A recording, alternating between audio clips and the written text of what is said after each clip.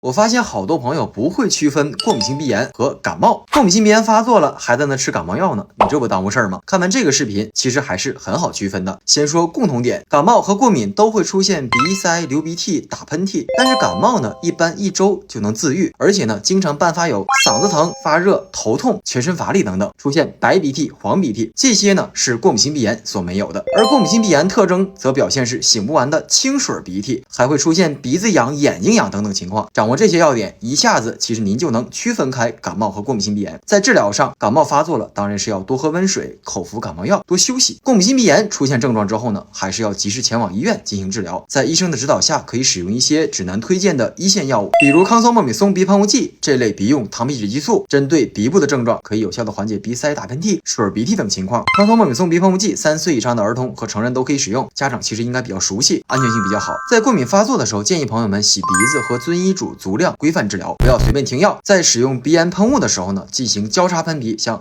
右手左喷，左手右喷，尽量避免药物喷在鼻中隔面。关于感冒和过敏性鼻炎的问题，我讲明白了吗？关注于大夫，我是您身边的医生朋友。